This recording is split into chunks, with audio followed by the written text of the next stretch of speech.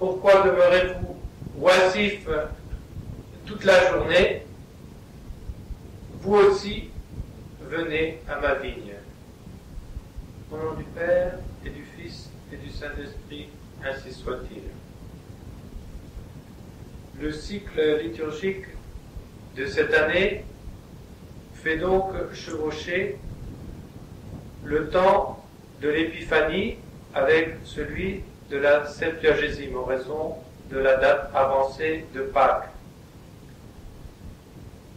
Et c'est pourquoi, également, nous fêtions à peine, il y a 2 jours, la conversion de Saint Paul, et déjà, nous voilà à la Septuagésime. Il y a donc un curieux mélange, si je peux dire, puisque déjà l'Alléluia nous quitte, la couleur violette apparaît, alors que la crèche est encore là jusqu'au 2 février. Et voilà que retentit, avec le dimanche de la Septuagésime, l'appel de notre Seigneur des ouvriers à la vigne. Eh bien, cet appel, l'Église le réitère au moment du carême. L'Église réitère cet appel qui n'est autre que l'appel à la conversion. Il y a 2 genres de conversion, celle qui nous fait changer de direction et celle qui, tout en nous faisant progresser dans la même direction, nous fait changer complètement ou partiellement d'intention intérieure.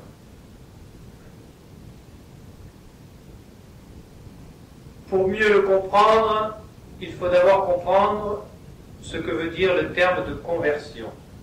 Ce terme vient d'un mot latin, d'un verbe latin, convertere, c'est-à-dire se tourner vers. Et en matière de religion, se tourner par excellence vers Dieu. La conversion consiste donc à se tourner vers Dieu, à se tourner vers tout ce qui touche les attributs de Dieu, c'est-à-dire vers la vérité, vers la justice, vers la sainteté, vers la sagesse et vers toutes les autres vertus qui ne sont que des attributs de la grandeur divine. Si l'on fait bien attention à ce terme, lorsque l'on se tourne vers quelque chose, c'est que l'on ne le regardait pas.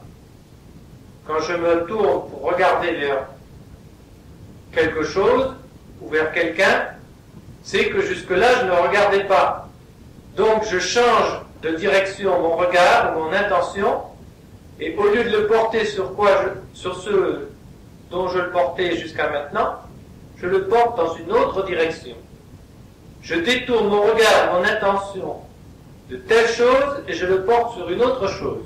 Voilà ce que c'est que la conversion.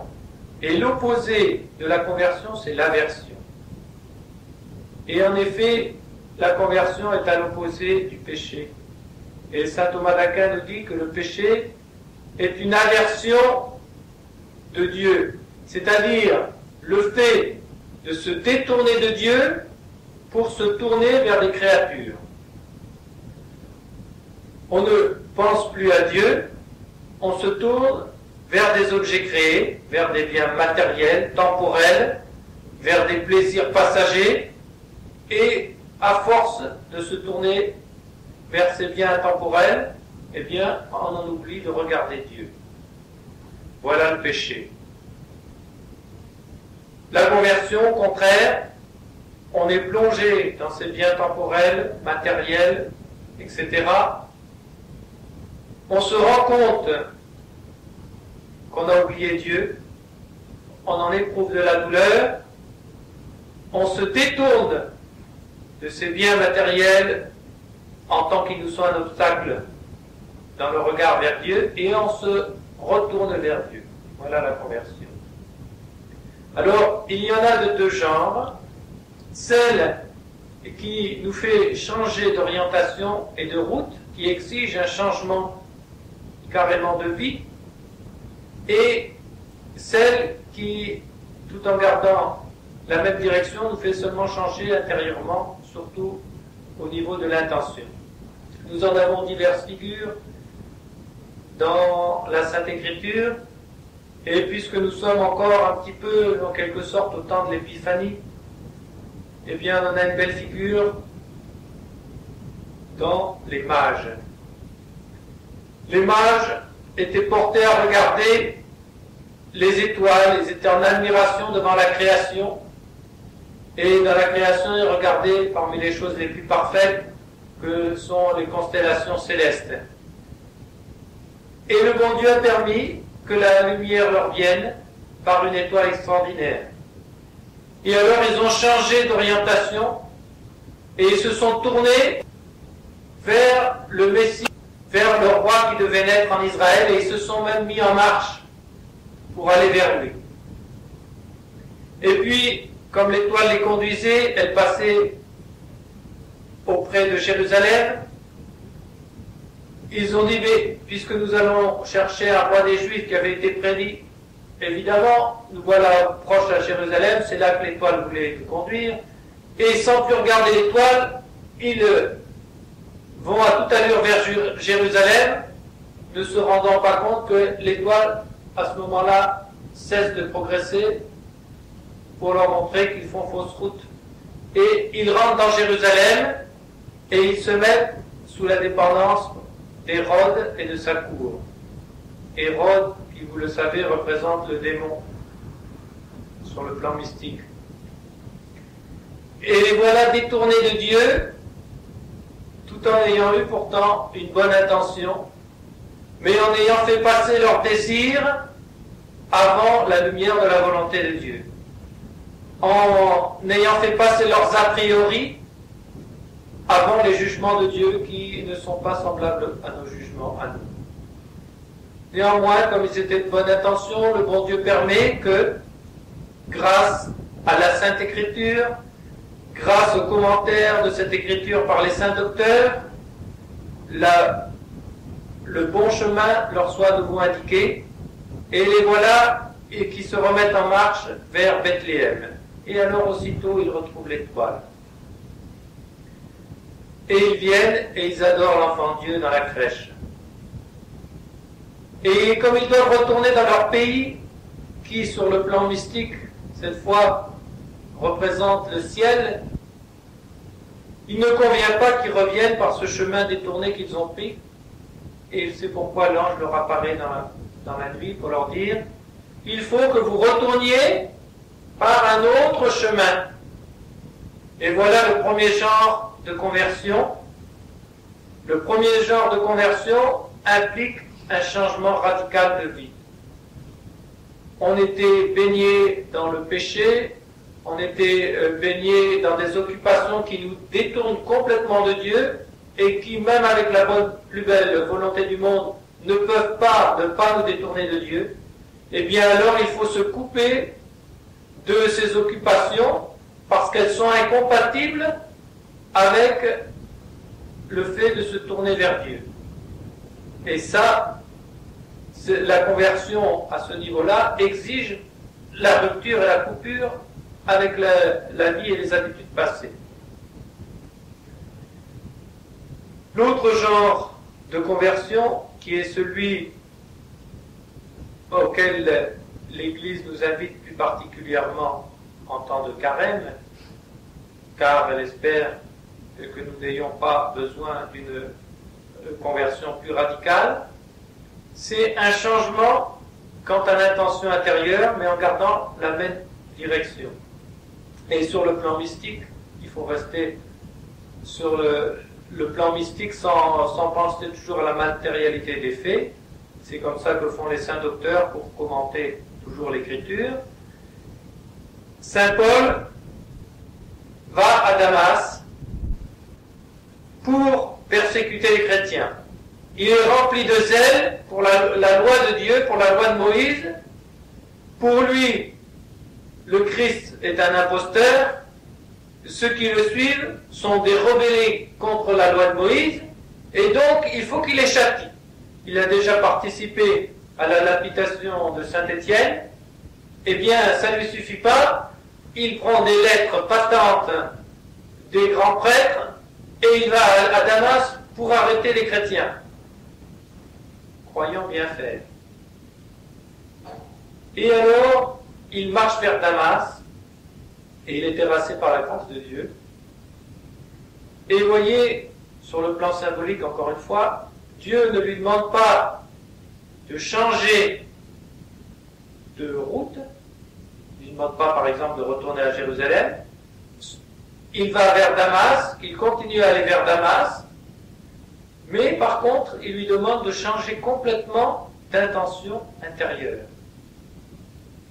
Et voilà Saint Paul arrivant aveugle pendant 3 jours à Damas, baptisé par Ananie, qui l'instruit dans la foi, et au bout de quelque temps, Saint Paul, à Damas, fait tout le contraire de ce qu'il s'était proposé de faire. Et il commence à prêcher dans les synagogues pour le soutien des chrétiens en disant « Notre Seigneur Jésus-Christ de Nazareth, c'était vraiment lui le Christ que nous attendions, celui que nous ont annoncé les prophètes. C'est lui le Messie. » Donc voilà symboliquement figuré le changement intérieur sans le changement de direction. Le premier changement, encore une fois, on peut en donner un autre exemple très clair, c'est par exemple le changement que Saint Rémy demande à Clovis au jour du baptême. Baisse la tête, Pierre Sicandre, commence par t'humilier devant Dieu. Et ce n'était pas tellement son genre jusque-là. Et ensuite, il lui dit, changement radical dans votre vie, ô prince. Ce que vous avez honoré, vous allez le brûler, toutes les idoles, et ce que vous avez brûlé, les églises et autres, vous allez commencer à l'honorer. Changement radical de vie. L'autre genre de conversion, par exemple, Sainte Thérèse d'Avila, et dans son monastère, elle s'est déjà convertie une première fois dans son adolescence. Elle aimait à lire des romans de chevalerie, parce que ce n'étaient pas des romans malpropres comme on peut en trouver maintenant, mais c'était des romans de chevalerie, de galanterie, etc. Eh bien, première conversion dans cette jeune adolescente, elle se coupe de ses romans de chevalerie et elle se donne à Dieu dans le cloître. Changement de direction. Deuxième moment dans sa vie, elle passe une 20aine d'années dans son couvent à mener la vie d'une religieuse ordinaire. Et au bout de ce temps-là, elle comprend que elle s'est laissée aller à la monotonie de la vie quotidienne et au relâchement qu'il y avait dans les Carmels à cette époque. Et elle se dit, ah non, c'est pas possible, je ne suis pas rentré au Carmel pour passer mes journées au parloir avec les grandes dames ou les beaux messieurs qui viennent nous voir toute la journée. Non, c'est pas pour ça que je suis rentré au Carmel.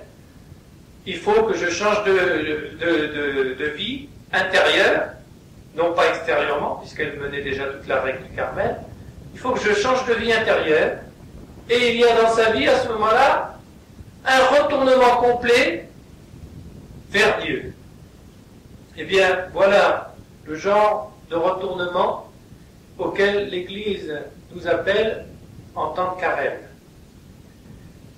Ce retournement, il peut être simplement une plus grande ferveur dans les actes que nous faisons. Il peut être aussi une véritable petite conversion intérieure. Admettons, nous marchons dans la bonne voie, Mais que de détournements dans notre vie.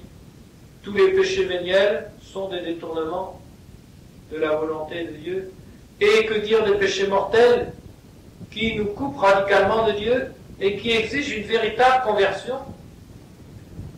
Si je suis plongé dans l'injustice, en volant mon prochain d'une manière ou d'une autre, par exemple, je suis commerçant, et puis j'emploie des poids truqués qui sont plus lourds que ce qu'ils indiquent pour faire payer plus cher. Qu'est-ce que c'est? C'est du vol, c'est de l'injustice. Eh bien, je dois me détourner de l'injustice et me tourner vers la justice, rendre à chacun ce qui lui est dû, peser comme il faut. Si je suis dans la gourmandise, eh bien, je dois me tourner vers la sobriété, vers la continence. Si je suis plongé dans la volupté et l'impureté, eh bien, je dois me détourner de cela et me tourner vers la pureté. Si je suis enclin très facilement à la colère et à ne plus savoir me dominer, eh bien, je dois me détourner de cela et me tourner vers la patience, vers la douceur réelle, qui est une force et non pas une faiblesse. Et si je suis rongé par l'envie de ce que possèdent les autres, de ce que je n'ai pas moi, que ce soit des qualités spirituelles, que ce soit des biens matériels, j'envie, eh bien, je dois me détourner de l'envie et je dois me tourner vers la générosité, vouloir du bien à autrui, et non seulement vouloir du bien, mais le lui faire. Si je suis porté à l'orgueil et à la suffisance, eh bien je dois me détourner de l'orgueil et de la suffisance et me tourner vers l'humilité, parce que Dieu résiste aux orgueilleux et donne sa grâce aux humbles. Et voilà pour tous les vices capitaux et ceux qui sont moins capitaux et qui sont contraires à Dieu, qui lui est la souveraine justice, la souveraine vérité, la souveraine douceur, la souveraine bonté, en même temps la souveraine puissance, la souveraine justice. Si je suis dans l'erreur, si je fais fausse route, je suis dans une mauvaise voie, je dois quitter cette voie et me remettre dans le bon chemin. Voilà ce que c'est que la conversion. Et voyez, je prendrai un dernier exemple dans l'Écriture.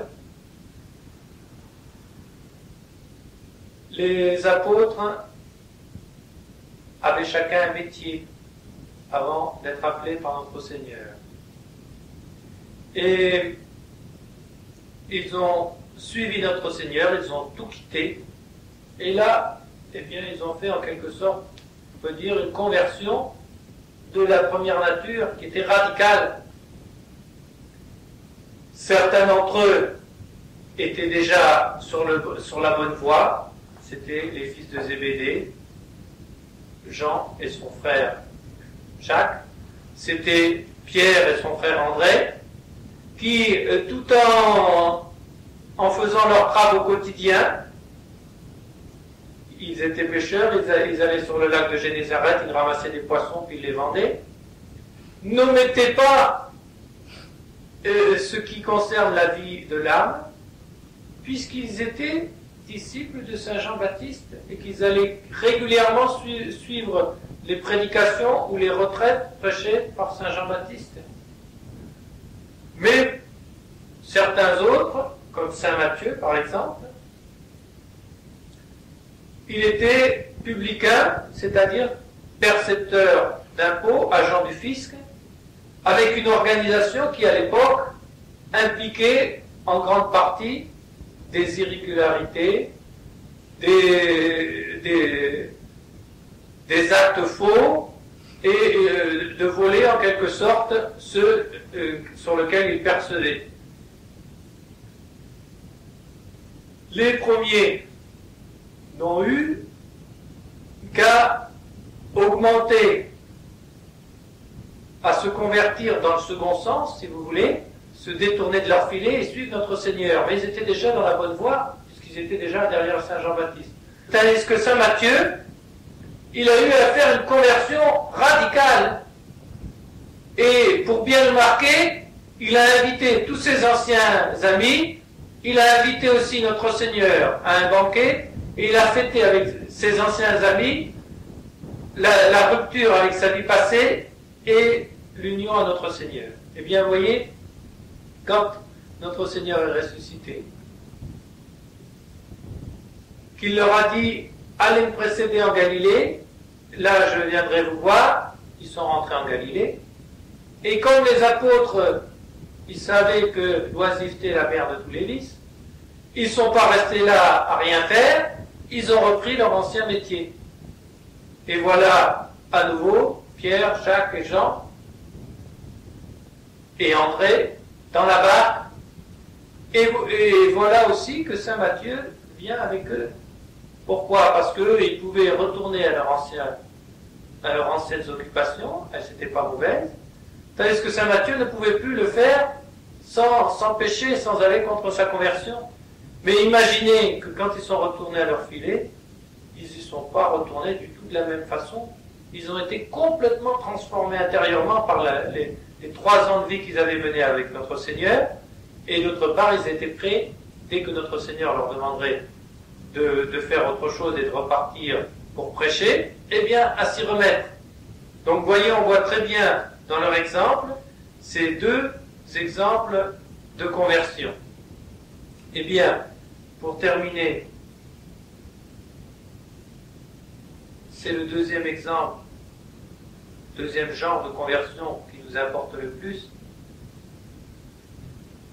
Dans l'oraison de la fête de la conversion de Saint Paul, Saint Paul nous est offert par l'Église comme modèle de ceux qui se convertissent. Et il est dit, par son exemple, gradiamur ad te. Le terme latin gradiamur, ça veut dire monter par degré vers vous.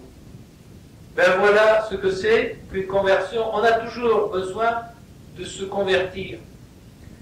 Les apôtres faisaient déjà bien, ils allaient vers Saint Jean-Baptiste. Premier élan de conversion. Ils suivent notre Seigneur. 2e élan de conversion. Notre Seigneur leur demande à un moment de retourner vers leur filet, mais ils ne le font plus du tout de la même façon. Et puis notre Seigneur les rappelle pour aller prêcher l'évangile dans le monde entier. Et puis notre Seigneur leur demande encore un peu plus, puis encore un peu plus, puis à la fin il leur demande leur sang. Il leur demande le martyre, le témoignage jusqu'au sang. Et il le donne. Autrement dit, à chaque fois qu'on est dans la vie, on a par étapes à monter plus haut. Et à chaque fois, pour monter plus haut, eh bien, il y a des obstacles. Et ces obstacles, eh bien, au fur et à mesure que le bon Dieu nous montre les obstacles, et qu'il nous montre qu'il veut qu'on les quitte, il faut les quitter et se tourner vers Dieu. Alors attention, ces obstacles, il faut les quitter principalement en esprit, et pas forcément en acte. C'est-à-dire que si on peut, par exemple, avoir l'esprit de pauvreté sans quitter ses grandes richesses, eh bien, on peut très bien mener une vie de pauvreté avec des grandes richesses. C'est ce qu'a fait, par exemple, Saint Louis, qui était le roi de France, qui avait des grandes richesses, et qui tous les jours, à sa table, servait de ses propres mains. Il jouait le serviteur, il se tenait debout, il était le roi, et il venait servir 12 mendiants avant son propre repas à lui. Il pouvait rester riche, c'était son rôle même de rester riche en tant que roi, et il avait l'esprit de pauvreté, il venait même leur laver les pieds et autres. Et donc, les obstacles, c'est surtout notre attachement au bien terrestre quant à l'intention, quant à l'esprit. Si on arrive à s'en détacher en esprit sans avoir à s'en détacher en fait, C'est pas toujours nécessaire, et même, encore une fois, le cas de Saint-Louis nous montre que certaines fois, il faut rester, en fait, attaché à certaines choses, tandis qu'en esprit, il faut en être dégagé. Si par contre, on voit que on n'arrive pas à s'en dégager en esprit si on s'en dégage pas en fait, alors il faut s'en dégager en fait aussi, et de façon à ce que l'esprit puisse monter plus haut. Et au fur et à mesure, eh bien, par degré, on va monter, et on suivra le bel exemple que nous a donné Sainte Thérèse d'Avila dans les 3 degrés que je vous ai cités tout à l'heure. Eh bien, demandons à Notre-Dame de nous obtenir cette disponibilité à la grâce de Dieu. Demandons-lui de savoir nous détourner des biens de la terre, et si vous regardez dans votre missel, le nombre d'oraisons qui nous demandent de nous détourner des biens de cette terre, au moins en esprit, pour nous tourner vers Dieu, vous serez surpris que presque un jour sur 3, soit dans l'oraison principale, soit, c'est-à-dire la collecte, soit dans les 2 autres oraisons de la messe du jour, presque toujours, il y en a une qui mentionne ça. Ça montre que c'est vraiment l'essentiel de la religion, et si l'Église nous le rappelle avec cet évangile, pourquoi restez-vous oisifs toute la journée? Il ne s'agit pas de l'oisiveté des activités de la terre, il s'agit de l'oisiveté de la vie intérieure, de la vie spirituelle. Pourquoi ne faites-vous rien dans vos journées? Oh, vous êtes très occupés de choses, de tâches matérielles, etc. toute la journée. Bon. Mais pourquoi êtes-vous oisifs dans votre vie intérieure? Où sont vos prières? Quand est-ce que vous vous tournez dans votre journée vers Dieu, etc. Eh bien, cessez donc d'être oisifs et venez vous aussi à ma vigne. Voilà l'appel que nous fait la Sainte Église par la bouche de notre Seigneur en cette période de pré-carême, parce que pendant l'année, à cause des biens, on est porté à la routine. Vous voyez, même une Sainte Thérèse d'Avila, ça lui est arrivé dans une partie de sa vie. On est porté à voir ce que le Saint Curé d'Ars dit, une religion d'habitude et de routine, et on a besoin d'être au moins une fois par an secoué pour nous faire lâcher un petit peu nos occupations terrestres et nous tourner enfin vers Dieu.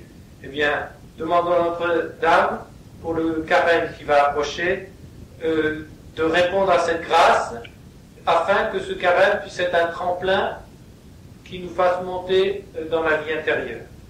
Au nom du Père, et du Fils, et du Saint-Esprit, ainsi soit-il.